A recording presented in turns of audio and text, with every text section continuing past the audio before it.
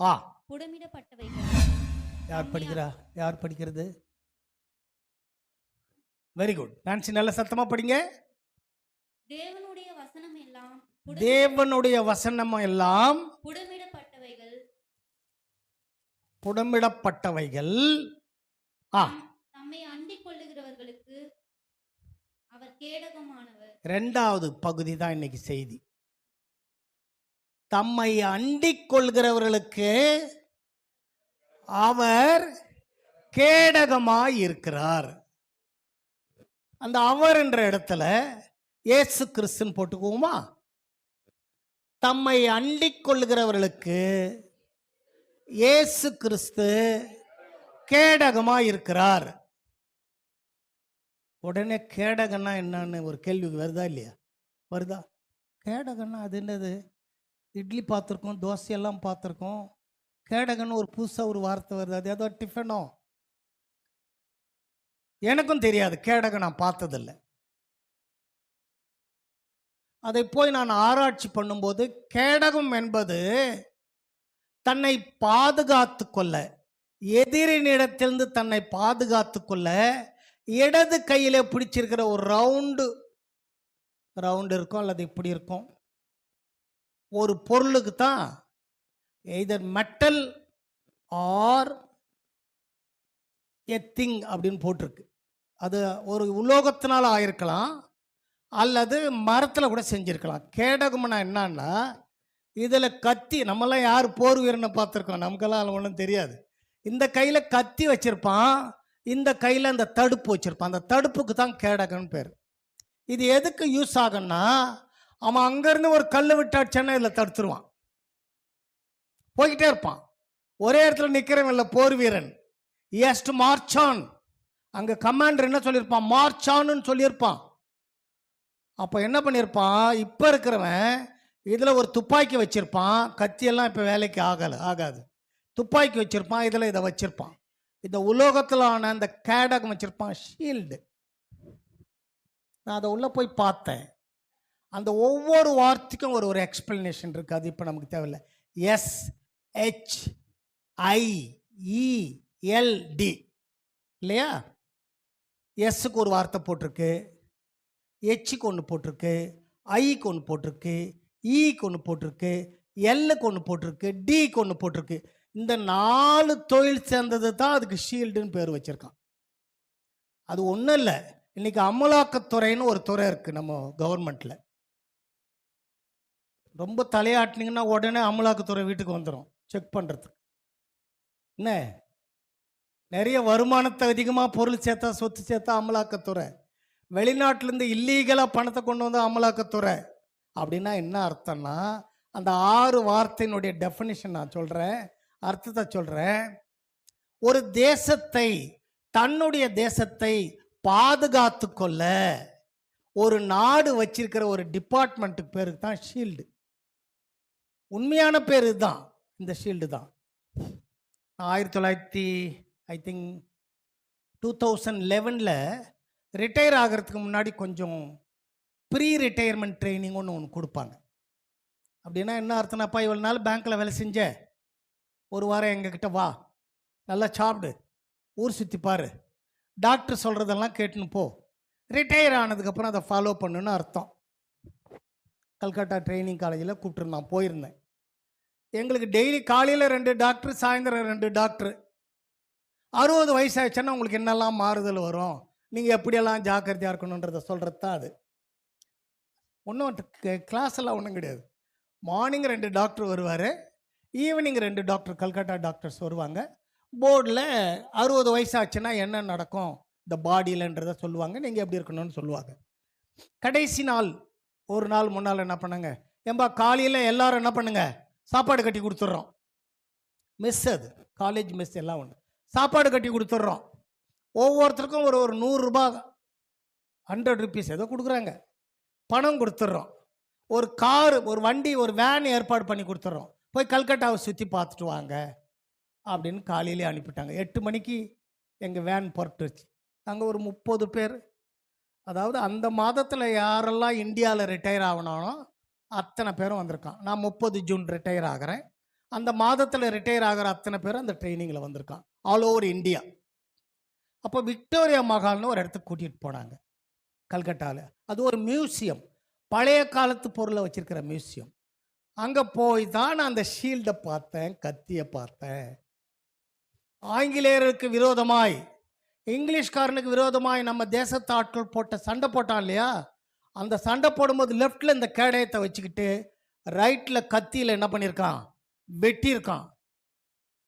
உங்களுக்கு உண்மையை சொல்கிறேன், சத்தியமாக சொல்கிறேன், ரெண்டையும் ஷேக் பண்ணி பார்த்தேன், அசக்க கூட முடியல. இவ்வளோ பெரிய ஷீல்டு இருக்குது இரும்பில்.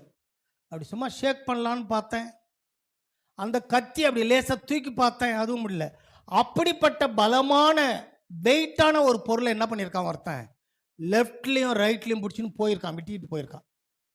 குதிரை மேலே, அதுவும் நடந்து போனால் கூட பரவாயில்ல, குதிரை மேலே போகிறவன் இதையும் பிடிச்சிக்கிட்டு இதையும் வெட்டிக்கிட்டு, இதை வேறு அவன் போடுற கல் அம்பு, தூரத்துலேருந்து அம்புலேருந்து அடிப்பான், கிட்டேருந்து எதுலையாவது அடிப்பான், இதெல்லாம் இதில் தடுத்துட்டு இதில் வெட்டிக்கிட்டே போயிருக்கான். அங்கே தான் நான் முதல்ல அதை பார்க்க முடிஞ்சது.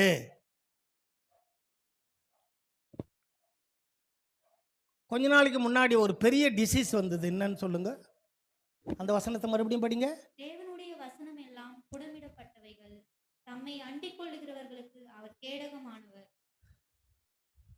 வேதத்தில் அநேக வசனம் இருக்கு, அதெல்லாம் எடுத்தா இப்போ நமக்கு டைம் போதாது. உங்களுக்கும் எனக்கும் கேடகம் யாருங்க? தேவன் தான், கர்த்தர் தான். நான் இப்போ இவ்வளோ நேரம் கதை சொல்லிக்கிட்டு இருந்தேனே, அதெல்லாம் உலக பிரகாரமான கதை. நம்மை பாதுகாத்து கொள்ளணும்னா, நாம் பாதுகாக்கப்பட வேண்டுமானால் நம்முடைய ஷீல்டு யாருங்க? கர்த்தர் தான் நம்முடைய ஷீல்டு. அந்த வசனத்தில் என்ன போட்டிருக்கு? தம்மை அண்டிக் கொள்கிறவர்களுக்கு, those who have refuge அப்படின்னு போட்டிருக்கு. ரிஃப்யூஜ்னா ஒரு இடத்துலேருந்து ஓடி வந்துடுறாங்க பாருங்க, அவங்களுக்கு தான் ரிஃப்யூஜின்னு பேர். ஸ்ரீலங்கன் ரிஃப்யூஜ், அது என்ன சொல்கிறோம், அவங்களுடைய கேம்புக்கு அகதிகள், தமிழாக்கம் அகதிகள். புரியுதுங்களா? கடவுள் என்ன சொல்றாரு? யாரெல்லாம் அவரிடத்திலே அகதிகளாக தஞ்சம் வருகிறார்களோ அவர்களை அவர் காப்பாற்றுகிறார். அதுதான் இந்த வசனம். தம்மை அண்டிக் கொள்கிறவர்களுக்கு அவர் கேடகமாயிருக்கிறார், பாதுகாக்கிறார். கேடகம் பாதுகாக்கும். தன்னிடத்தில் வந்த ஜனங்களை அவர் என்ன பண்றாரு? பாதுகாக்கிறார். You must trust him. Those who have trusted ஹிம்னு ஒரு வார்த்தை போட்டிருக்கு. ஆங்கிலத்தில் தோஸ் ஹூ ஹவ் ரிஃப்யூஜ்னு ஒன்று போட்டிருக்கு, தோஸ் ஹூ ஹவ் ட்ரஸ்டட்னு ஒரு வார்த்தை போட்டிருக்கு. யாரெல்லாம் நம்புறாங்களோ, முதல்ல அண்டிக் கொள்றாங்களோன்ற வார்த்தையை சொன்னேன். ரெண்டாவது, யாரெல்லாம் நம்புறாங்களோ, என் ஆண்டவர் என்னை பாதுகாப்பார், என் ஆண்டவர் நான் போகிற இடத்தை எனக்கு ஆசீர்வதித்து கொடுப்பார், என் ஆண்டவர் என் குடும்பத்தை பாதுகாப்பார், என் ஆண்டவர் என்னுடைய பிள்ளைகளை பாதுகாப்பார்னு யாரெல்லாம் நம்புறாங்களோ, those who have trusted,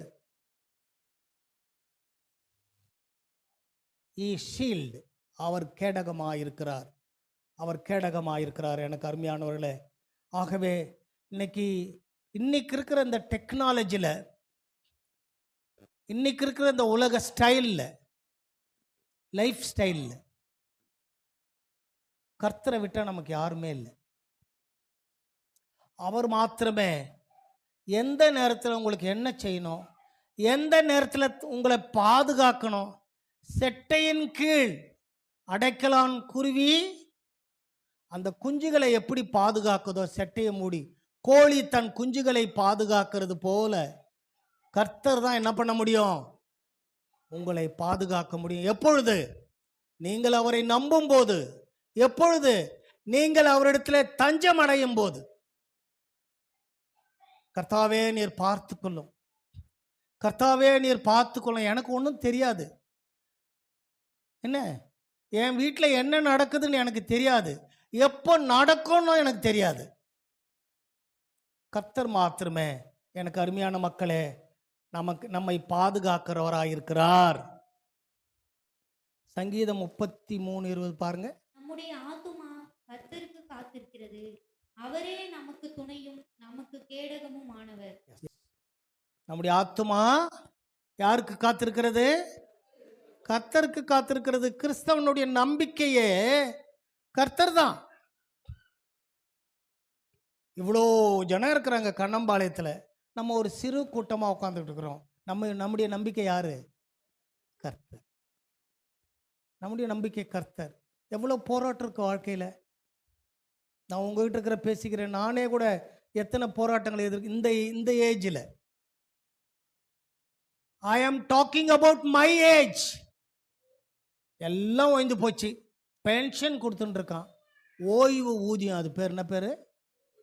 அப்படின்னா என்ன அர்த்தம்? சும்மா இருக்கிறவங்களுக்கு கொடுக்குற சம்பளம்னு அர்த்தம். ஓய்வு, சும்மா தானே இருக்கிறாரு. ஊதியம், சம்பளம். எப்பா நல்லா வீட்டில் உட்காந்து சேரில் உட்காந்துருப்பா, டிவி பார்த்துன்னு மாசமாக நான் என்ன கொடுக்குறேன்? சம்பளம் கொடுக்குறேன். ஆனால் நான் கடந்து வந்த பாதையை திரும்பி பார்க்கிறேன். எவ்வளவு போராட்டம், எவ்வளவு கஷ்டம், எவ்வளவு எதிர்ப்புகள்.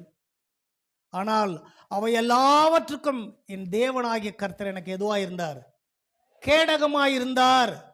கேடகமாக இருந்தார். நான் என்னால் இன்னும் நிச்சயமாக சொல்ல முடியும், அநேக காரியங்களை நான் சொல்ல முடியும். உங்கள் வாழ்க்கையிலும் அநேக காரியங்கள் நடந்திருக்கும்.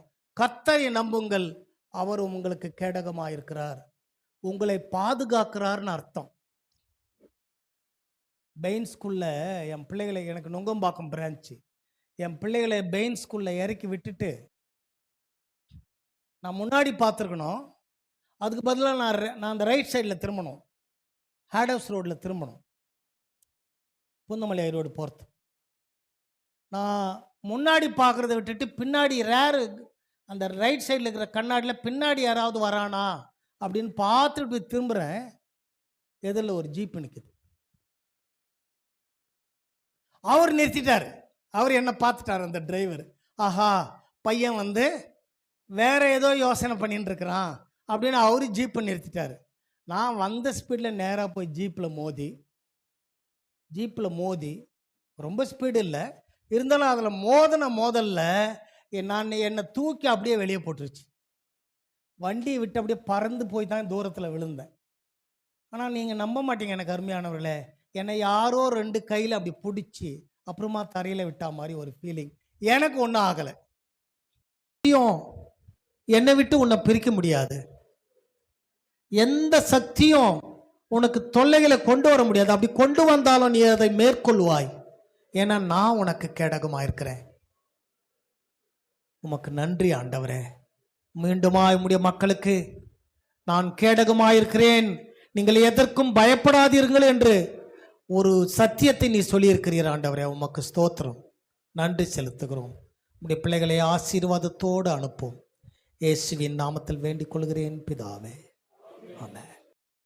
மேலுயர்த்துவோம், விசுவாச கேடகத்தை மேலுயர்த்துவோம், மேலுயர்த்துவோம், அதை மேலுயர்த்துவோம், மேலுயர்த்துவோம், அதை மேலுயர்த்துவோம். வீராதி வீரரேசு சேனை நாங்கள், சேனை நாங்கள், இயேசுவின் சேனை நாங்கள், சேனை நாங்கள், இயேசுவின் சேனை நாங்கள். ஆகவே நம்முடைய விசுவாச கேடகத்தை மேல் உயர்த்தணும். விசுவாசத்தினால்தான் எல்லாத்தையும் என்ன பண்ண முடியும்? தவிடுபடியாக்க முடியும். இல்லையா? உங்கள் விசுவாசமே உலகத்தை ஜெயிக்கிற ஜெயம். இல்லையா? எதுவும் ஜெயிக்காது. நம்ம கொடுத்துருக்கிற இந்த விசுவாசம் தான் உலகத்தை ஜெயிக்கிற ஜெயம்.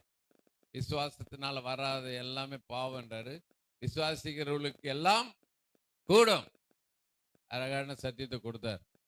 ஆகவே ஐயாவுக்கா தொடர்ந்து ஜெபம் பண்ணுங்க. அநேகருக்கு ஆண்டவர் எடுத்து பயன்படுத்தணும். 3 சபைகளுக்கு ஆண்டவருடைய வார்த்தை பகிர்ந்து கொடுக்கிறார். 2வது வாரம் ஊதூர் சிலுவை வழி கிறிஸ்துவ சபைக்கு, 3வது வாரம் நம்முடைய கண்ணம்பாளையம் கிறிஸ்துவ சபை, 4வது வாரம் கோட்டுக்குப்பம் சபைக்கு. நிறைய சபைக்கு போயிருந்தார், அதெல்லாம் கட் பண்ணிட்டாரு. ஆண்டவர் கொடுத்த 3 சபைக்கு மாத்தன போறாரு.